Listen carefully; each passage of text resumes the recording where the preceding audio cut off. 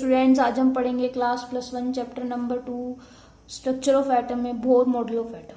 जो previous video थी हमने उसमें पढ़ा था drawbacks of Rutherford model of atom. Rutherford model of atom के अकॉर्डिंग क्या था कि रदरफोर्ड के अकॉर्डिंग जो एटम है वो क्या होता है, उस जो इसके अंदर न्यूक्लियस है, जो पॉजिटिव चार्ज है वो तो बीच में सेंटर में फिक्स होता है, और जो इलेक्ट्रॉन्स हैं वो उस पॉजिटिव चार्ज के अराउंड क्या करते हैं, रिवॉल्व करते रहते हैं।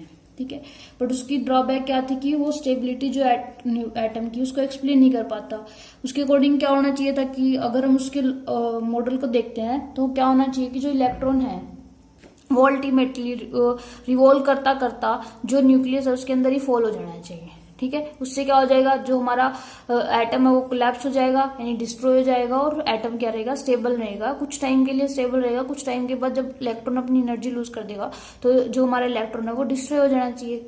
बट बोर मॉडल एटम जो है वो क्या करता है, उसके ड्रॉबैक्स के ओवरकम करने के लिए मॉडल देता है। ठीक है, वो क्या कहता है कि जो एटम है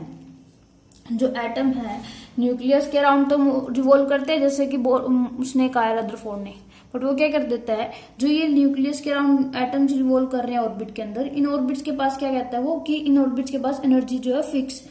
ठीक है, उसने क्या किया कि जो पॉजिटिव चार्ज है वो तो इस न्यूक्लियस के अंदर है, जो इलेक्ट्रॉन है वो क्या कर रहे हैं, ऑर्बिट्स के अंदर मूव कर रहे हैं। जो न्यूक्लियस के सबसे पास वाला ऑर्बिट है उसको उसने नेम दिया के, उसके बाद वाले का एल, उसके बाद वाले का एम, उसके बाद वाले का एन।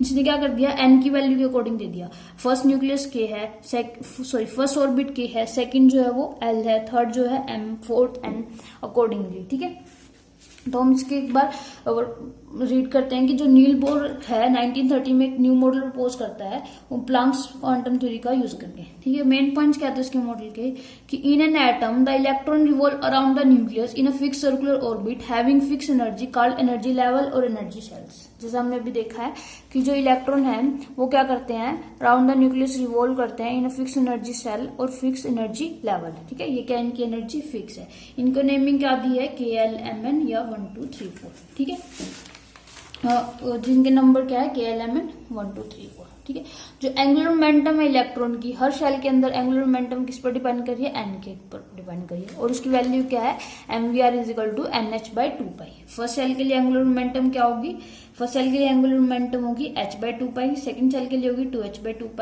थर्ड के लिए होगी 3h/2π। ठीक है, एंगुलर मोमेंटम किसके इक्वल है, NH/2π।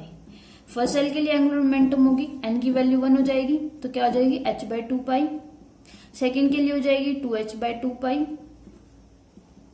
थर्ड के लिए 3h/2π एंड फोर्थ के लिए 4h/2π।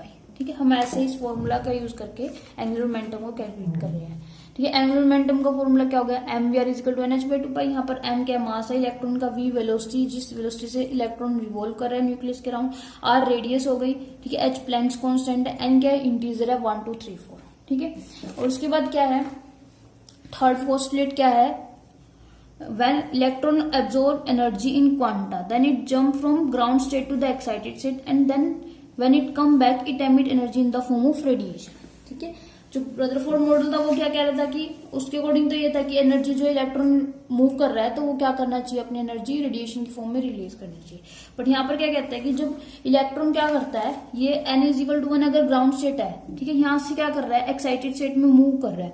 मान लो n = 2 या n = 3 के अंदर मूव कर गया इलेक्ट्रॉन। ठीक है, इलेक्ट्रॉन यहाँ था, इसने एनर्जी गेन की तो ये क्या कर देगा, एक्साइटेड स्टेट मान लो n = 3 में मूव कर गया तो ये क्या करेगा, पर्टिकुलर एनर्जी ऑब्जर्व करके यहाँ जाएगा, और जब ये वापसी आएगा, यहाँ से वापसी यहाँ आएगा ग्राउंड स्टेट में, तो ये क्या करेगा, एनर्जी रिलीज करेगा in the form of radiation. ठीक है, in the form of radiation, और क्या करेगा, पर्टिकुलर फोटॉन्स की फॉर्म में पर्टिकुलर एनर्जी को रिलीज करेगा, पर्टिकुलर वेवलेंथ की। ठीक है, जब इलेक्ट्रॉन एब्जॉर्व कर रहा है एनर्जी को क्वांटा की फॉर्म में, ग्राउंड स्टेट से एक्साइटेड स्टेट में चल जाता है, और जब वापसी आता तो वो रेडिएशन की फॉर्म में एमिट करता है। मान लो इसकी जो एनर्जी थी, एक्साइटेड स्टेट की एनर्जी मान लो E2 है, इसकी एनर्जी E1 है, तो एनर्जी डिफरेंस कितना हो गया इसका, E2 - E1। E2 क्या होगी, energy of the excited state, and E1 is the energy of the ground state. ठीक है, द emission और absorption of energy can be take place only in certain fixed values equal to the energy difference of the two energy level। ठीक है। जो emission है, emission और absorption, emission का मतलब क्या है कि जो हमें रेडिएशन की फॉर्म में एनर्जी मिल रही है, और एब्जॉर्प्शन का मतलब जो ये एनर्जी ग्राउंड स्टेट से एक्साइटेड स्टेट में जाने के लिए एब्जॉर्ब कर रहा है, ठीक है। वो दोनों क्या है, फिक्स्ड वैल्यू होगी, ठीक है। जैसे कि इसमें देखो कि यहाँ पर क्या है, अगर इलेक्ट्रॉन को यहाँ से यहाँ जाना है तो इसको इतनी एनर्जी चाहिएगी, ठीक है। इसको इतनी एनर्जी चाहिएगी, ये क्या है, फिक्स्ड अमाउंट। अगर इससे कम एनर्जी होगी तो वो यहाँ नहीं जा पाएगा, अगर इससे ज्यादा एनर्जी होगी तो वो आगे चला जाएगा। उसे क्या चाहिए, इतनी ही एनर्जी चाहिए यहाँ ग्राउंड स्टेट से एक्साइटेड स्टेट में पहुंचने के लिए, ठीक है। यानी ये फिक्स्ड एनर्जी है, इसको कहेंगे एब्जॉर्ब करेगा एनर्जी, तभी एक्साइटेड स्टेट में जाएगा। अगर ये एक्साइटेड स्टेट से ग्राउंड स्टेट में आएगा तो ये क्या करेगा, एनर्जी को रिलीज करेगा, या एमिशन ऑफ एनर्जी, एमिट करेगा एनर्जी को। वो क्या करेगा, fixed amount of energy he emit करेगा, जितना एनर्जी डिफरेंस के इतना, कितनी एनर्जी एमिट करेगा, जितना की एनर्जी डिफरेंस है एक्साइटेड स्टेट और ग्राउंड स्टेट के बीच में, ठीक है। तो क्या करेगा, particular fix amount of energy release करता है और fix amount of energy absorb करता है। तो जो इसका मतलब क्या है कि fix amount of energy release और एब्जॉर्ब करेगा, तो जो इलेक्ट्रॉन है वो कॉन्टिन्यूसली मूव नहीं कर सकता, यानी कॉन्टिन्यूसली जो एनर्जी को रिलीज नहीं कर सकता। वो क्या करेगा, electron can't move continuously but can jump from one energy level to another level. So energy क्या है, क्वांटाइज है। क्वांटाइज का मतलब क्या होता है, फिक्स्ड होता है, यानी कि जो एनर्जी है वो फिक्स्ड है। ये नहीं है कि अगर हमने मान लो हमें चाहिए थी 10 जूल, हमने दे दी 8 जूल, वो 8 जूल से क्या करेगा, 8 जूल जो है एनर्जी है एब्जॉर्ब या एमिट नहीं करेगा। वो particular fix amount of energy यानी क्वांटाइज एनर्जी को ही एब्जॉर्ब या एमिट करेगा। फोर्थ पॉइंट क्या था कि तो energy of electron in a particular shell in single electron species, ठीक है। वो ने एक फॉर्मूला दिया है एनर्जी को कैलकुलेट करने का इलेक्ट्रॉन के अंदर, इलेक्ट्रॉन की एनर्जी कैलकुलेट करने का पर्टिकुलर शेल के अंदर फॉर सिंगल इलेक्ट्रॉन स्पीसीज के लिए, यानी जिनके पास, वो स्पीसीज जिनके पास एक ही इलेक्ट्रॉन, उनकी एनर्जी से। हाइड्रोजन He पॉजिटिव के पास भी 1 है, Li2 पॉजिटिव के पास भी 1 इलेक्ट्रॉन है, इन सबके पास 1 इलेक्ट्रॉन है, इसलिए इनको क्या है, single species, single electron species का है, ठीक है। इसकी एनर्जी कैसे कैलकुलेट कर सकते हैं, ये फॉर्मूला याद कर लो direct, En is equal to -2π² me e⁴ z² by n² h², ठीक है। इसमें क्या है, एम में क्या है, मास ऑफ द इलेक्ट्रॉन है, ई क्या है, चार्ज ऑफ द इलेक्ट्रॉन है, H is the Planck's constant, ठीक है, जेड क्या है, एटॉमिक नंबर है, एन क्या है, नंबर ऑफ द शेल जिसके अंदर इलेक्ट्रॉन प्रेजेंट है। और इन सबको देखते हुए अगर इन सब की वैल्यू पुट कर दे, इलेक्ट्रॉन की वैल्यू भी फिक्स है, मास चार्ज भी फिक्स है, प्लैंक्स कांस्टेंट भी, एटॉमिक नंबर, अगर हम एटॉमिक नंबर और नंबर ऑफ शेल, ये दोनों क्या वेरिएबल है। तो इसके अकॉर्डिंग अगर इन तीनों की वैल्यू पुट कर देते हैं तो हमारे पास एनर्जी क्या आती है, एनर्जी आती है -1312 into Z² by n² kilo joule पर मोल, या फिर जूल पर एटम कैलकुलेट करते हैं तो हमारे पास एनर्जी आती है -2.178 × 10⁻18 Z² बाय n², ठीक है। हाइड्रोजन की जो इलेक्ट्रॉन की बात करते हैं, अगर हाइड्रोजन की बात करें तो जेड क्या होगा, उसके लिए 1 होता है हाइड्रोजन एटम के लिए, तो एनर्जी क्या हो जाएगी, एनर्जी हो जाएगी, यहाँ पर एन की वैल्यू 1 रख देंगे तो जेड की वैल्यू 1 रख देंगे तो -1312 divide by n² kilo joule पर मोल, या फिर यहाँ पर जेड की वैल्यू 1 पुट कर देंगे तो यहाँ पर जूल पर एटम में एनर्जी आ जाएगी। यहाँ से एक बहुत ही अच्छा क्वेश्चन आता है कि why energy of electron is taken to be negative. यहाँ पर हमने एनर्जी जो है इलेक्ट्रॉन की nth शेल के अंदर क्या लिया, नेगेटिव ली है, ठीक है। जो हमारा फॉर्मूला था एनर्जी का उसमें भी क्या था, नेगेटिव साइन इंक्लूड किया गया, यहाँ पर नेगेटिव साइन क्यों इंक्लूड किया गया, इसका बड़ा ही अच्छा रीजन है कि जो एनर्जी है इलेक्ट्रॉन की वो किस वजह से हो रही है, कि वो इलेक्ट्रॉन के रिवॉल्व कर रहा है, यानी न्यूक्लियस, और इलेक्ट्रॉन जब रिवॉल्व कर रहा है उसके पास नेगेटिव चार्ज है, जो न्यूक्लियस है उसके पास पॉजिटिव चार्ज है। तो इलेक्ट्रॉन जब ग्राउंड स्टेट से या किसी भी एक स्टेट में जाएगा तो वो क्या कर रहा है, एनर्जी एमिट या एब्जॉर्ब कर रहा है। वो किस पर डिपेंड करता है कि जब इलेक्ट्रॉन मान लो कि इन्फाइनाइट डिस्टेंस पे है न्यूक्लियस से, जब इलेक्ट्रॉन इन्फाइनाइट डिस्टेंस पे होगा न्यूक्लियस से तो उनके बीच में कोई भी, मान लो यहाँ पर पॉजिटिव चार्ज है, न्यूक्लियस है ये, और यहाँ पर इलेक्ट्रॉन है, इन्फाइनाइट डिस्टेंस पे है, इन दोनों की डिस्टेंस क्या है, इन्फाइनाइट है। तो इन तीनों के बीच में कोई अट्रैक्शन नहीं है, तो इसका मतलब इसके पास कोई एनर्जी नहीं है, तो इसकी एनर्जी क्या हो जाएगी, 0 होगी। एनर्जी तो अट्रैक्शन से ही आएगी ना। और जब इलेक्ट्रॉन क्या करेगा, इसकी तरफ मूव करेगा, ठीक है। इलेक्ट्रॉन जो है इन्फिनिट डिस्टेंस से जब न्यूक्लियस की तरफ मूव करेगा तो एनर्जी क्या होगी, इनके बीच में क्या होगी, जब इलेक्ट्रॉन न्यूक्लियस की तरफ मूव करेगा, मान लो इलेक्ट्रॉन मूव करके यहाँ आ गया, इन दोनों के बीच में क्या होगी, डिस्टेंस कम होगी, तो क्या होगा, अट्रैक्शन होगा, क्योंकि अपोजिट चार्जेस हैं। जब इन दोनों के बीच में अट्रैक्शन होगा तो जब अट्रैक्शन की वजह से क्या होगी, एनर्जी क्या होगी, रिलीज होगी। अट्रैक्शन में क्या होती है, एनर्जी रिलीज होती है। पहले यहाँ पर एनर्जी 0 थी, यहाँ पर इसने क्या किया, एनर्जी रिलीज हो रही है। ठीक है, तो इसलिए एनर्जी क्या होगी, अब जब इसके पास पहले मान लो 0 एनर्जी थी, अब एनर्जी इसने 10 जूल एनर्जी मान लो रिलीज कर दी, तो अब इसके पास कितनी एनर्जी रहेगी, -10 जूल रहेगी ना। एनर्जी तो क्या होगी, उसकी डिक्रीज होगी। तो एनर्जी क्या हो रही है, डिक्रीज हो रही है। इसलिए क्या कर रहे हैं हम, जो एनर्जी है इलेक्ट्रॉन की उसको क्या लेके चलते हैं, नेगेटिव। किसी भी लेवल के लिए जब कैलकुलेट कर रहे हैं तो क्या होगी, नेगेटिव साइन लेकर के चल रहे हैं। ठीक है, समझाइए बात कि जब इलेक्ट्रॉन जो इनफाइनाइट डिस्टेंस पे होता है तो उसके पास एनर्जी कितनी होती है, 0 होती है। जब वो क्या करता है, न्यूक्लियस की तरफ मूव करता है इनफाइनाइट डिस्टेंस से, किसी पर्टिकुलर एनर्जी जो उसके रेंज में है न्यूक्लियस के, उस पर आता है, जंप करता है। तो मान लो यहाँ से यहाँ जंप कर गया तो इसकी क्या होगी, एनर्जी रिलीज करेगा, और वो रिलीज करने की वजह से उसकी एनर्जी क्या होगी, हमेशा नेगेटिव रहेगी। Energy of nucleus is 0 when electron is present at infinite distance from the nucleus. ठीक है, when electron jump from infinite distance toward nucleus the energy is release in the attraction, so energy of the electron become less than 0 or the energy of electron has the negative sign in any energy level। जो next हमारा इसमें topic है, achievements of Bohr model of atom. Bohr model of atom propose किया, उसकी क्या क्या achievements, यानी किस किस जो ड्रॉबैक्स थे रदरफोर्ड मॉडल के, वो उनको एक्सप्लेन कर पाता है नहीं पाता। सबसे पहली बात तो यही है कि हमने क्या किया था, उसको ओवरकम करने के लिए बोर मॉडल आया था ना।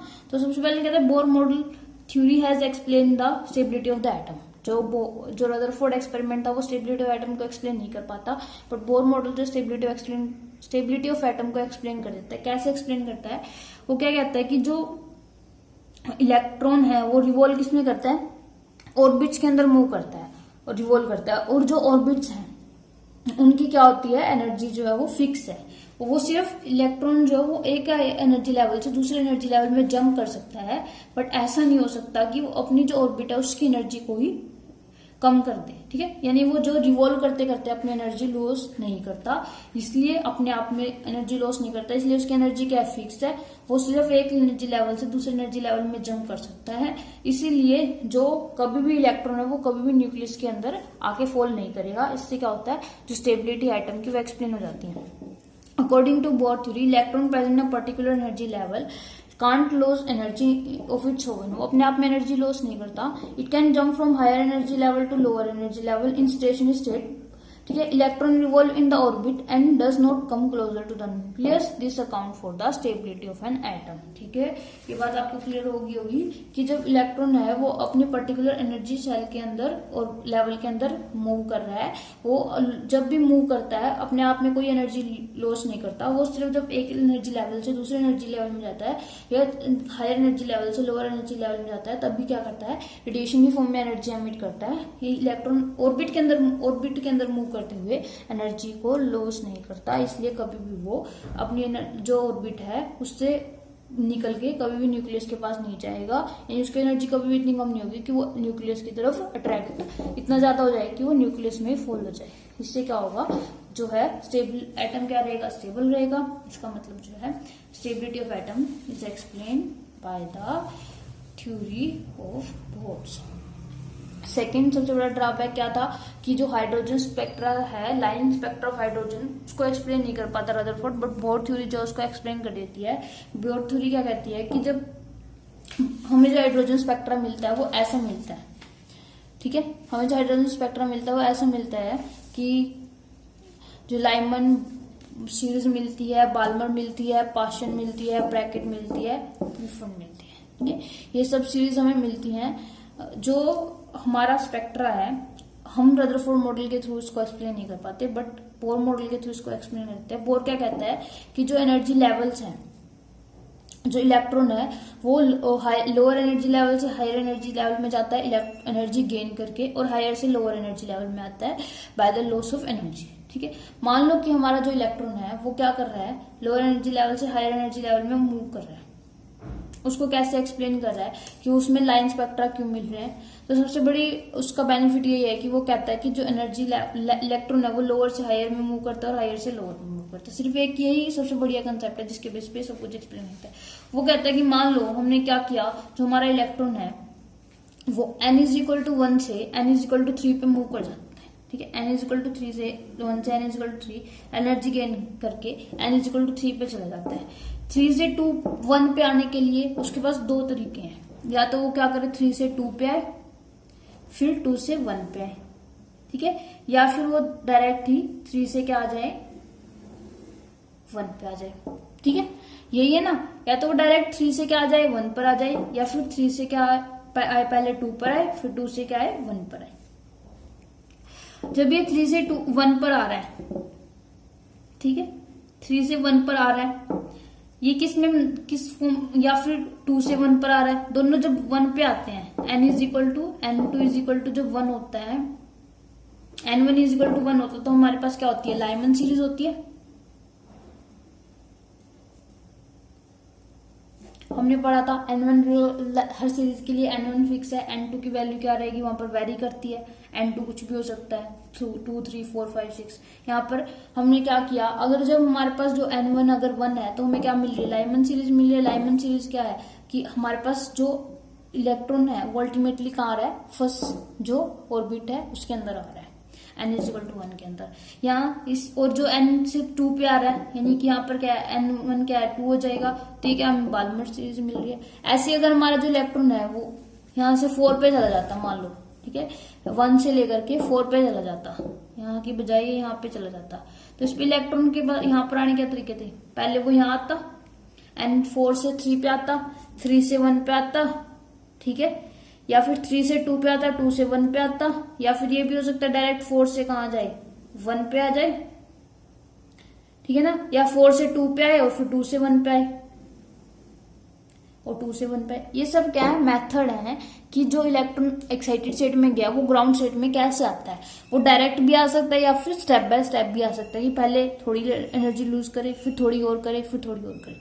इस वजह से क्या होता है हमें यहाँ पर क्या मिल रही है लाइन्स मिल रही है, इसलिए हमें क्या मिलता है हाइड्रोजन का लाइन स्पेक्ट्रा मिलता है। इसको दोबारा देख लेते हैं कि जो हाइड्रोजन स्पेक्ट्रा है we have seen many spectral line in different series.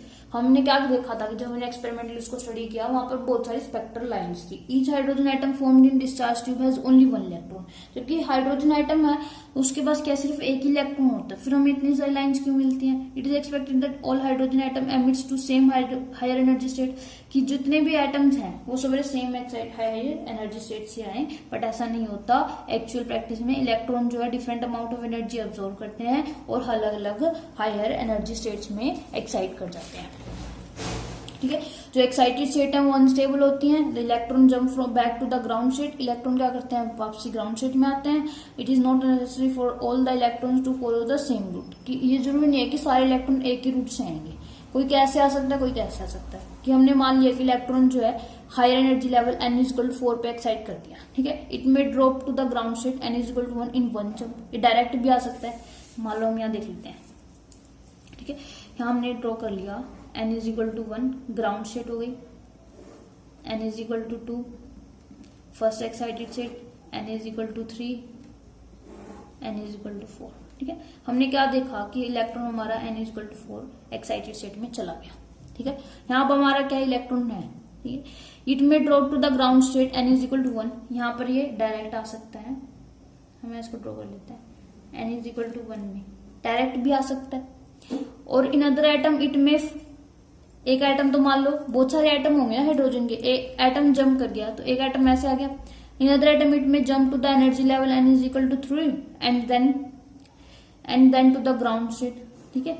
मान लो फर्स्ट केस तो ये हो गया, सेकंड केस क्या है, ये क्या हो यहाँ से 3 पे चला जाए, 3 से फिर 1 पे आए, ये भी हो सकता है 3 से चला जाए 3 पे गया, 3 से 1 पे आए, या 3 से 2 पे आए फिर 2 से 1 पे आए, ठीक है। कुछ भी हो सकता है, ये भी हो सकता है ये 3 से डायरेक्ट कहाँ आए 4 से डायरेक्ट 2 पे आए और फिर 2 से 1 पे आए, ठीक है ना। ये बहुत सारे केसेस पॉसिबल है। इसलिए क्या है जब ये सारे लेवल्स आ रहे हैं इन चारों को हम एक साथ ड्रॉ कर लेते हैं, तो हम क्या देखते हैं, हम ऐसे ड्रॉ किया मान लो हमने, ठीक है। हमने क्या किया जो ये 1 पे आ रहे थे इन सबको एक साथ ड्रॉ कर लिया कि 4 से आ रहा है, फिर 2 से आ रहा है, ये 2 से आ रहा है, और जो यहाँ पे थे ये 2 पे आने वाले इनको कर लिया एक साथ ड्रॉ कि ये डायरेक्ट 2 पे आ रहा है और फिर यहाँ से 2 पे आ रहा है। और जो यहाँ पर आए थे हमारे 3 पर आ रहे हैं, यहाँ पर आ रहे हैं, ठीक है। ऐसे स्पेक्ट्रा वो मिलता है ना हमें, ये देखो हमारा स्पेक्ट्रा, अगर हम इसको छुपा देते हैं तो हमारा स्पेक्ट्रा कैसे मिल रहा है, ऐसे मिल रहा है कि n = 6 से कहाँ आए, सीधा 1 पे आ जाए, 5 से कहाँ आ जाए हमारा 1 पे आ जाए, 4 से कहाँ आ जाए 1 पे आ जाए, या फिर जो हमारा 3 है उससे 1 पे आए, 2 से 1 पे आए, और फिर 2 से 1 पे आए, ठीक है। ये क्या मिल रहा है हमें, हमारा यहाँ पर क्या है, N1 फिक्स है 1, ये क्या है, लाइमन सीरीज है, अल्ट्रावायलेट रेडिएशन के अंदर मिलती है, ठीक है। सेकेंड हमारा क्या है, बाल्मर, इसमें क्या होगा, हमारा N1 क्या रहेगा, 2 रहेगा, तो सारे एटम्स कहाँ हैं, 2 पर आए, ये क्या हो गया, बाल्मर हो गए। फिर ऐसे ये पार्शन हो गई, ब्रैकेट हो गई, और ये प्रूफन हो गई, ठीक है। ये सीरीज जो स्पेक्ट्रा है, ये हाइड्रोजन जो स्पेक्ट्रा है वो बोर थ्योरी जो है वो एक्सप्लेन कर देती है। हमारा नेक्स्ट इसमें पोर्शन आ जाता है लिमिटेशन ऑफ बोर मॉडल। अब बोर ने मॉडल दिया है, उससे बहुत सारी चीजें एक्सप्लेन भी हो जाती है, बट कैसे कुछ ना कुछ लिमिटेशन भी है।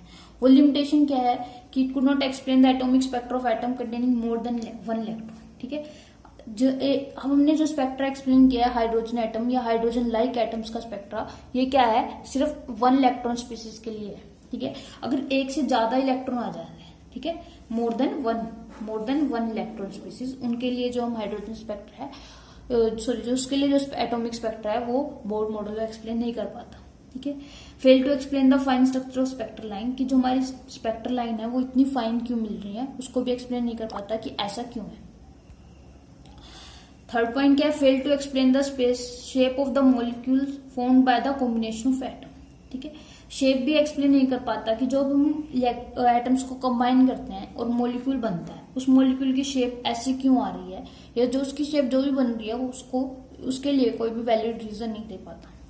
तीसरी, could not explain the Zeeman effect and Stark effect. तो सबसे पहले हम पता होना चाहिए जीमन इफेक्ट और स्टार्क इफेक्ट क्या होता है। जब हमने क्या किया, स्पेक्ट्रल लाइन स्टडी की, अगर स्पेक्ट्रल लाइन जो हमें ऑब्जर्व हो रही है उसके ऊपर हम क्या करते हैं, मैग्नेटिक फील्ड अप्लाई कर देते हैं, तो वो स्पेक्ट्रल लाइन क्या हो जाती है, स्प्लिट हो जाती है और लाइन्स के अंदर, ठीक है। और इस फिनोमेना को क्या कहते हैं, इस phenomena of splitting of spectral line in magnetic field is called जीमन effect. और स्टार्क इफेक्ट क्या होता है, जब हम जो हमारी स्पेक्ट्रल लाइन है उनके ऊपर इलेक्ट्रिक फील्ड अप्लाई कर देते हैं, तब भी वो फील्ड क्या हो जाती है, स्प्लिट हो जाती है। तो the phenomena of splitting of spectral line in presence of electric field, उसको क्या कहते हैं, स्टार्क इफेक्ट। तो जो बोर मॉडल ऑफ एटम है वो इस चीज को एक्सप्लेन नहीं कर पाता कि जब हमने इलेक्ट्रिक फील्ड अप्लाई किया है फिर मैग्नेटिक फील्ड अप्लाई किया, उसकी वजह से जो स्पेक्ट्रल लाइन है वो स्प्लिट हो रही है, वो ऐसा क्यों हो रहा है, ठीक है। It could not explain the Zeeman effect और स्टार्क इफेक्ट। दूसरी, could not explain D Broglie's concept and Heisenberg uncertainty principle. जो ये थ्योरी है ये डी ब्रोगली कंसेप्ट और हाइजेनबर्ग अनसर्टेनिटी प्रिंसिपल को एक्सप्लेन नहीं कर पाती, ठीक है। जो डी ब्रोगली कंसेप्ट और हाइजेनबर्ग अनसर्टेनिटी प्रिंसिपल है ये हम नेक्स्ट वीडियो के अंदर स्टडी करेंगे, ये दोनों कंसेप्ट होते हैं। आई होप आपको समझ आ गया होगा। अगर आपको कहीं पर भी कोई भी डाउट है तो आप कमेंट बॉक्स में कमेंट कर सकते हैं। अगर आपको ये वीडियो अच्छी लगी तो आप इसे लाइक, सब्सक्राइब एंड शेयर जरूर करें। इसमें आपको बहुत अच्छा मटेरियल है, आप इसको अच्छे से स्टडी करें। Thank you.